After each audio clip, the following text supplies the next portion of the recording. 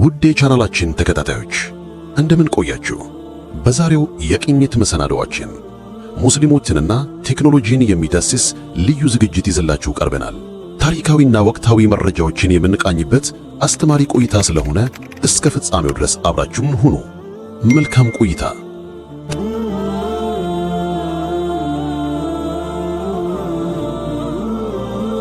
ከመለኮታዊ መልእክት መውረድ ጀምሮ ኢስላም ለሰው ልጅ ያቀረበው የመጀመሪያው ጥሪ የምድርንና የሰማይን ምስጢር ለመመርመር የሚያስችል ታላቅ መንፈሳዊና ስነ ምግባራዊ አብዮት ነበር።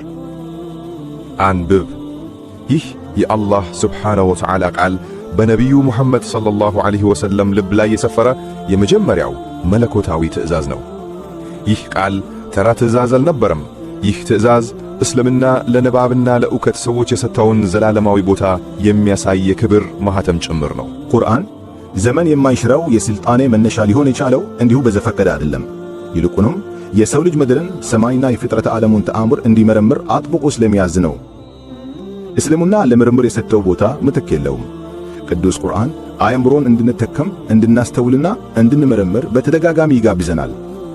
ይህም አንድ መሠረታዊ እውነት ያሳየናል። ይኸውም ሙስሊም ማለት አንባቢና አሳቢ መሆን አለበት የሚለውን ወሳኝ መልእክት ያሳየናል።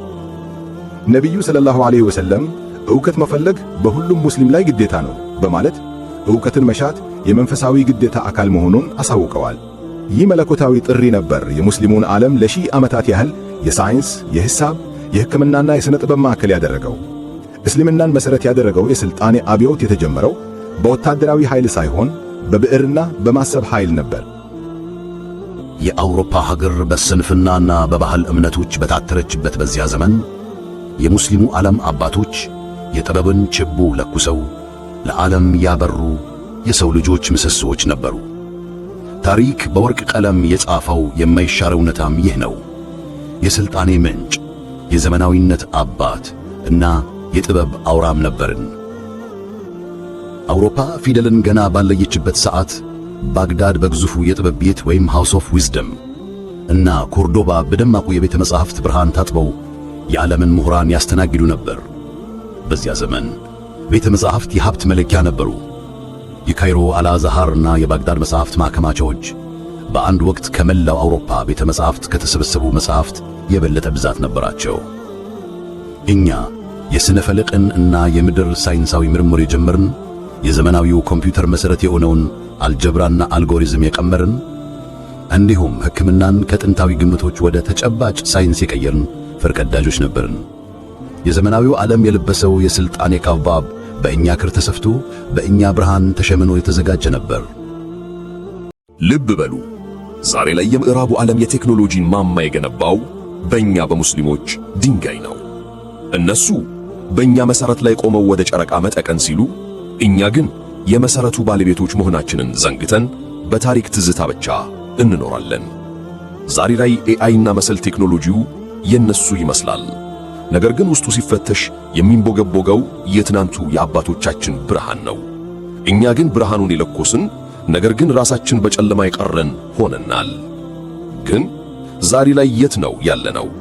ይህ ጥያቄ አንጀትን ይበላል፣ ልብን በቁጭት ያቃጥላል። ዛሬ ላይ በጊዜ ሩጫ ወደ ኋላ የቀረን፣ በገዛ ስልጣኔያችን ሰረገላ ላይ ተሳፋሪ እንጂ አሽከርካሪ ያልሆንን፣ የዓለምን እሽክርክሪት ከዳር ሆነን የምንመለከት ተመልካቾች ሆነናል። ምዕራቡ ዓለም የጥበብን ሀሁ የቆጠረው በእኛ ፊደል ቢሆንም እነሱ በእኛ መሠረት ላይ ቆመው ወደ ሰማይ ሲመዘገዙ፣ እኛ ግን የመሠረቱ ባለቤቶች መሆናችንን ዘንግተን በታሪክ ትዝታ ብቻ እንኖራለን። ይህ ታላቅ ውድቀት ነው። ወርቅ እንደያዘ ሰው መዳብ መለመን እንዴት ያሳምማል! የቤቱ ባለቤት ሆኖ ሳለ እንደ እንግዳ መጠበቅ እንዴት ያቃጥላል! የዛሬው ዘመናዊ ቴክኖሎጂ መፈጠር የቻለው ትናንት አባቶቻችን ባኖሩት የማይናወጥ መሠረት ላይ ነው። ነገር ግን እኛ የብርሃኑን ጠባቂዎች የነበርን ሰዎች ዛሬ በጨለማ ተውጠን ቀርተናል። ይሄ ቁጭት ሊፈጥርብን ይገባል። ስልጣኔው፣ ዕውቀቱ፣ ምርምሩ የኛ ነበር እና አሁንም የኛ መሆን አለበት። ይሁንና ታሪክ የሚነገረው ለመተረክ ብቻ ሳይሆን ለመማርም ጭምር ነው። ትናንት የነበርንበትን የምናስታውሰው ለለቅሶ ሳይሆን ዛሬ ያለንበትን የውድቀት ገደል አምነን ለነገው የክብር ከፍታ እንደገና እንድንነሳ ነው። ጊዜው የመነሳት ነው። አመድ የለበሰውን የትናንቱን የሳይንስ ፍም ዛሬ ላይ ማራገፍ አለብን።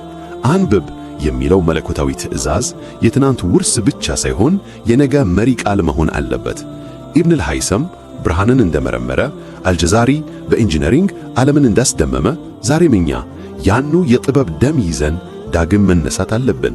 አቧራውን አራግፈን ከእንቅልፋችን ነቅተን የተረሳውን መሠረት አጽንተን እንደገና የዓለምን የሥልጣኔ መሪነት ለመምራት መዘጋጀት አለብን።